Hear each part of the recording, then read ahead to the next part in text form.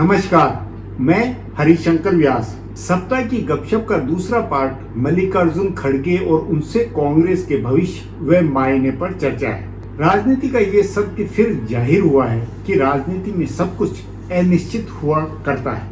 कोई कैसा ही प्लान बनाए, रोड मैप बनाए, घटनाओं पर किसी का भी बस नहीं होता। सोनिया गांधी व राहुल गांधी से लेकर खुद मल्लिकार्जुन खड़गे ने कब सोचा होगा कि एक संगठन चुनाव में भी इतने मोड़ आएंगे।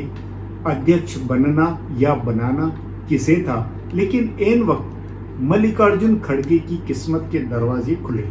बहरहाल इसीलिए इस गपशप का शीर्षक है, खड़गे से कांग्रेस को कितना फायदा।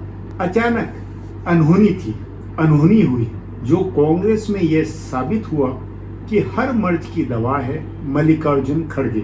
लोगों को ध्यान नहीं होगा, लेकिन ये तथ्य नोट करें। 2014 के लोकसभा चुनाव में कांग्रेस की ऐतिहासिक हार हुई तो खड़गे लोकसभा में पार्टी के नेता बने। सिर्फ 44 सांसदों को लेकर लोकसभा में खड़गे 5 साल भारी भरकम बहुमत वाली भाजपा से भिड़ते रहे। अगले लोकसभा चुनाव में खड़गे खुद हार गए तो उनको राज्यसभा में भेजकर राज्यसभा का नेता बनाया गया। महाराष्ट्र में संकट हो तो खड़गे आला कमान के दूत बने और राजस्थान में जरूरत हुई तो खड़गे ही दूत बनकर वहां गए। और जब अध्यक्ष पद की पहली पसंद अशोक गहलोत रेस से बाहर हुए तो मल्लिकार्जुन खड़गे पार्टी के अध्यक्ष पद के दावेदार बने। उन्होंने शुक्रवार को नामांकन भरने के आखिरी दिन नामांकन पत्र खरीदा और अध्यक्ष पद के लिए पर्चा भरा। एक दिन पहले तक सबसे प्रबल दावेदार बताए जा रहे दिग्विजय सिंह ने शुक्रवार की सुबह अपने को रेस से अलग किया। वे खड़गे के प्रस्तावक बने। अब अध्यक्ष पद के लिए दक्षिण भारत के दो नेताओं के बीच में मुकाबला है। कर्नाटक के मल्लिकार्जुन खड़गे और केरल के शशि थरूर ने अध्यक्ष पद के लिए पर्चा भरा है। चूंकि खड़गे अघोषित रूप से पार्टी आलाकमान के उम्मीदवार हैं, इसलिए उनका चुना जाना औपचारिकता भर है। दिलचस्पी सिर्फ इतनी भर है कि थरूर कितना वोट ले पाते हैं। इससे पहले वाले चुनाव में सोनिया गांधी के खिलाफ जितेंद्र प्रसाद को 94 वोट मिले थे। उससे पहले सीताराम केसरी के खिलाफ शरद पवार को 882 और राजेश पायलट को 354 वोट मिले थे। थरूर कितना वोट हासिल कर पाते हैं और जीत 23 गुट के कितने नेता उनकी मदद करते हैं, यह आगे देखने वाली बात होगी। फिलहाल सवाल है कि खड़गे के कांग्रेस अध्यक्ष बनने से क्या सदेगा, कांग्रेस को उनसे कितना फायदा होगा। यह बिना किसी हिचक के कहा जा सकता है कि खड़गे से कांग्रेस को कोई फायदा यदि नहीं होता है तो कोई नुकसान भी नहीं होगा। गांधी परिवार के साथ कोई भी टकराव नहीं होगा। वे आलाकमान के हिसाब से ही काम करेंगे। जहां तक फायदे की बात है तो कांग्रेस को बड़ा फायदा यह हो सकता है कि अगले साल मई में कांग्रेस कर्नाटक का चुनाव जीत जाए। खड़गे कर्नाटक की राजनीति का बड़ा चेहरा है।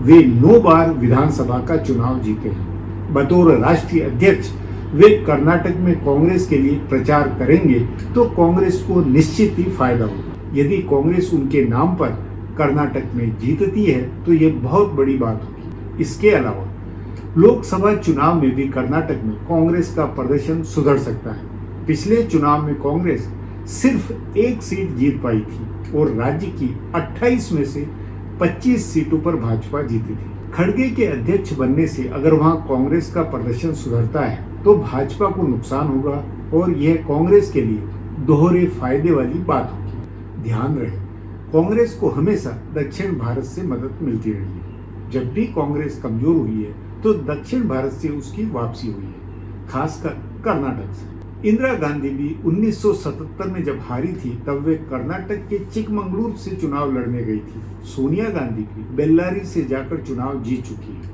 अब भी कांग्रेस के 52 में से आधे से ज्यादा सांसद दक्षिण भारत के ही हैं। केरल और तमिलनाडु में कांग्रेस को पिछली बार बड़ी जीत मिली थी। इस बार फिर कांग्रेस उम्मीद कर रही है कि दक्षिण भारत के राज्यों में उसका प्रदर्शन बेहतर होगा। दक्षिण भारत का राष्ट्रीय अध्यक्ष होने से कांग्रेस की उम्मीद शायद पूरी हो जाए। मल्लिकार्जुन खड़गे से दूसरा फायदा उनके दलित होने और सबसे वरिष्ठ होने की वजह से। हालांकि कांग्रेस ने पहली बार पंजाब में दलित मुख्यमंत्री बनाकर भी एक मैसेज दिया था, लेकिन वह वहां फेल हुआ। इसके बावजूद पार्टी ने दलित राष्ट्रीय अध्यक्ष बनाकर बड़ा संदेश दिया। इसका असर पूरे देश में हो सकता है। इसके अलावा खड़गे की वरिष्ठता के कारण पार्टी के समान विचारधारा वाली पार्टियों के साथ तालमेल की बात भी आसान बनेगी। खड़गे आसानी से सभी के साथ अच्छे संबंध बना लेते हैं। ऊपर से पिछले 8 साल से दोनों सदनों के नेता के तौर पर उन्होंने सभी विपक्षी नेताओं के साथ बेहतर तालमेल करके सरकार को घेरने का काम किया है। सो सभी विपक्षी नेताओं के साथ उनके संवाद है और अच्छा संबंध है। सभी उनका आदर करते हैं, इसलिए वे विपक्षी एकता के मामले में कांग्रेस के लिए काम आने वाले अध्यक्ष होंगे। कांग्रेस को उससे फायदे निश्चित ही कुछ होंगे और नुकसान की बात जहां है तो वह बिल्कुल भी नहीं। मेरी अगली गपशप का शीर्षक है मल्लिकार्जुन खड़गे, दिग्विजय सिंह और अशोक गहलोत की त्रिमूर्ति। हाँ, गुजरा सप्ताह कांग्रेस को खगालने वाला था और इन 3 नेताओं की चर्चा कराने वाला था। पार्टी की चर्चा हुई तो इन नेताओं की भी चर्चा हुई। राजस्थान में अशोक गहलोत और कांग्रेसी विधायकों ने जो किया उससे कुल मिलाकर देश में अशोक गहलोत की इमेज बनी है। यह चर्चा कतई नहीं हुई कि हाईकमान के खिलाफ उनकी गद्दारी थी। उल्टे आला कमान, एआईसीसी की पदाधिकारियों और सचिन पायलट को लेकर यह विमर्श बना कि इन लोगों ने कैसे उस नेता का तब बदलना चाहा जब वह आम राय में पार्टी अध्यक्ष के पद का नामांकन भरने वाला था। ऐसे ही दिग्विजय सिंह की दावेदारी से उनका प्रोफाइल बढ़ा। फिर अचानक मल्लिकार्जुन खड़गे की उम्मीदवारी निकल कर आई तो इसका कर्नाटक और दक्षिण में बहुत भारी मतलब बना। सोचने वाली बात है कि क्या इस तरह कभी भाजपा में अध्यक्ष पद का चुनाव हुआ या वहां अध्यक्ष को लेकर ऐसी चर्चाएं हुई।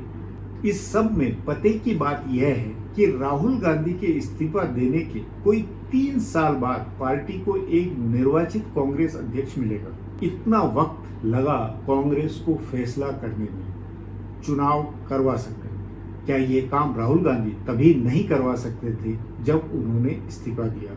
उनके इस्तीफे के बाद मैंने गपशप कॉलम में 9 जुलाई 2019 को इस शीर्षक से एक गपशप लिखी थी कि हाँ, नसीब में राहुल भी है। उसमें मैंने जो लाइनें लिखी थी उन पर जरा गौर करें। मैंने राहुल गांधी के इस्तीफे के पहले दिन ही लिखा था कि उन्होंने इस्तीफा दिया है तो उन्हें पता भी है कि वे चाहते क्या है। 2 महीने बाद आज राहुल को खुद अपनी माँ और बहन के साथ बैठकर विचारना चाहिए कि उन्होंने इस्तीफा जब दिया था तो क्या वह सब सोचा था जो उनके इस्तीफे के बाद में कांग्रेस में हुआ है। कांग्रेस में आज जैसी भगदड़, अनिश्चितता, वह किंकर्तव्य मूर्ता है, क्या उस सब का राहुल गांधी को अनुमान था। हाँ, कांग्रेस के एक भी नेता में, कार्य समिति या किसी भी कांग्रेसी थिंक टैंक व्यवस्था में इतनी भी समझ नहीं है कि संकट बनने पर उससे कैसे बाहर निकले। कांग्रेस में न अंदरूनी राजनीति है और न बाहरी राजनीति का मादा और विजन। सोचे, इतनी बड़ी और पुरानी पार्टी और इतने चेहरे, लेकिन बिना राजनीति के। नरेंद्र मोदी और अमित शाह ने 2012 से लेकर अब तक के 7 सालों में प्रमाणित किया है कि वे राजनीति के ग्रैंड मास्टर हैं। राजनीति की धूर्तताओं में सब कुछ साधने में समर्थ हैं। शाम दाम दंड भेद के सभी नुस्खों के वे धुरंधर हैं। जबकि इन 7 वर्षों में सोनिया गांधी, राहुल गांधी से लेकर डॉक्टर मनमोहन सिंह, पी चिदम्बरम, अहमद पटेल आदि कार्य समिति के तमाम सदस्यों ने बार बार लगातार प्रमाणित किया है कि उन्हें पता ही नहीं है कि यदि शतरंज के खेल के सामने कोई गाग खिलाड़ी आ गया है तो ये उसके आगे कैसे खेले, क्या गेम प्लान हो, कौन हो कप्तान और कैसे अपनी टीम को रखें संगठित। इसके बाद गपशप के दूसरे आइटम का मेरा शीर्षक था आज कर्नाटक और आगे। इसमें मेरा खुलासा था गजब बात, जो कर्नाटक में सरकार का संकट और राहुल गांधी अमेरिका में। कर्नाटक की राजनीतिक समस्या को सुलझाने के लिए न राहुल गांधी सक्रिय दिखे और न उनके नंबर 1 महासचिव और कर्नाटक प्रभारी वेणुगोपाल सक्रिय दिखलाई दिए। ऐसा ही संकट आगे मध्य प्रदेश, राजस्थान की सरकारों पर भी आना है। मोदी और शाह इन सरकारों को 5 साल कतई नहीं चलने देंगे। लेकिन इसकी में एआईसीसी में फिक्र है और न प्रदेश मुख्यमंत्री चिंता में है और न प्रभारी महासचिवों का कोई रोड मैप है। हकीकत में इन दोनों राज्यों में कांग्रेस के लोगों और विधायकों में वैसा ही मूड बनने वाला है जैसा कर्नाटक में धीरे धीरे बना। हाँ, कर्नाटक में भी कांग्रेस नेता सिद्धरमैया आदि की राजनीति ने वहां बगावत बनाई और सरकार वहां बिखरी। जो हो, राहुल गांधी, उनकी टीम और एआईसीसी के पदाधिकारियों का कर्नाटक सहित तमाम प्रदेशों में कांग्रेस विधायकों, सांसदों और महाराष्ट्र से लेकर पंजाब, तेलंगाना, आंध्र सभी तरफ ऐसा में कांग्रेस को खत्म करने का भारी मौका है। यह किसके लिए? मोदी और शाह के लिए। जाहिर है ये मौका आगे भी नहीं चुकेंगे। तभी लाख टके का सवाल है कि कांग्रेस का आगे क्या होगा, अगले अध्यक्ष का फैसला कब होगा। सोचें, कोई 3 साल पहले मैंने ये लाइनें लिखी थी, तब राहुल गांधी के बाद कांग्रेस एक तरह से बिना अध्यक्ष गई थी और उन लाइनों का पिछले 3 वर्षों में क्या सत्य निकला।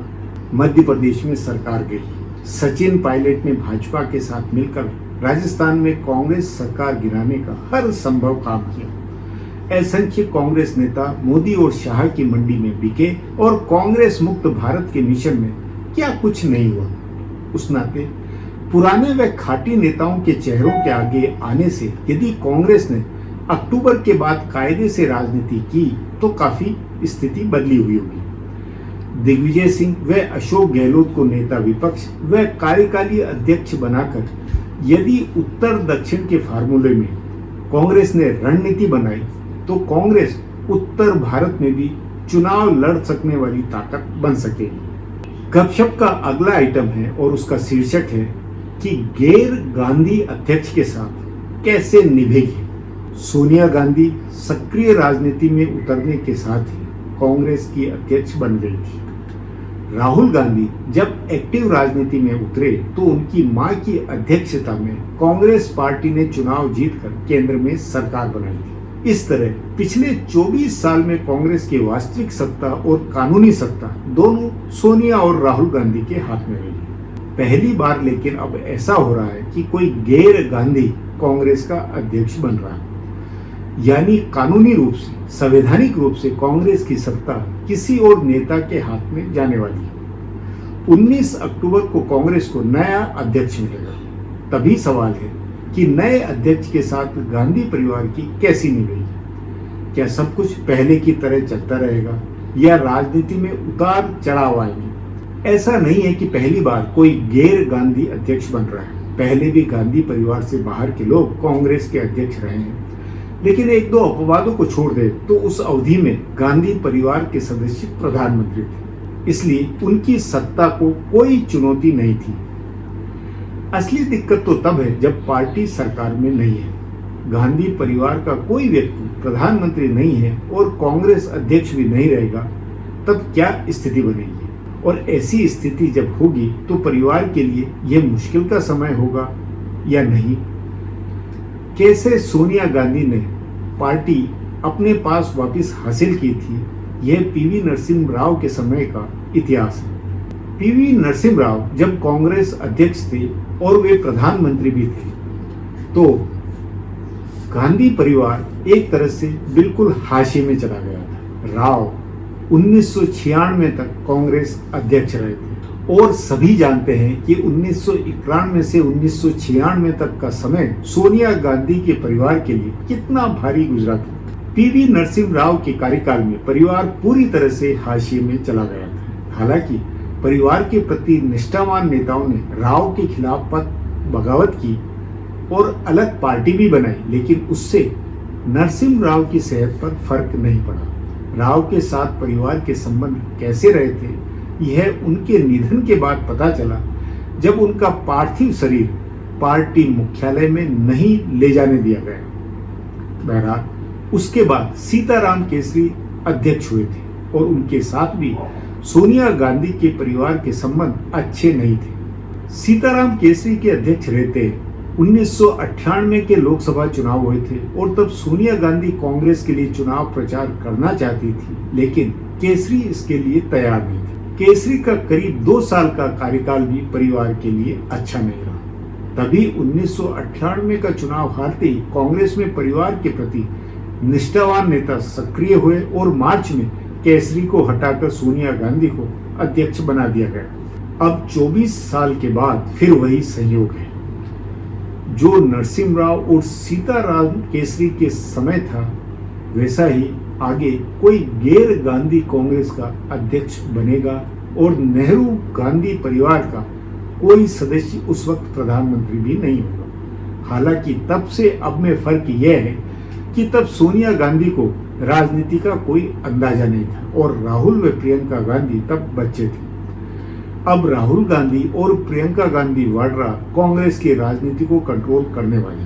इसके बावजूद ये सवाल फिर भी है कि गैर गांधी अध्यक्ष के साथ परिवार की केमिस्ट्री कैसी बनेगी, कैसी रहेगी। नया अध्यक्ष स्वतंत्र रूप से काम करेगा, अपने स्तर पर फैसले करेगा या वह रबर स्टाम्प होगा। गपशप का अब 1 अक्टूबर 2022 का एपिसोड मैं यहीं समाप्त करता हूँ। लेकिन हाँ, इस अनुरोध के साथ कि इस सप्ताह सियासी पहलुओं पर मैंने जो कुछ खुलासा किया उस पर जरूर सोचें। बहुत बहुत धन्यवाद।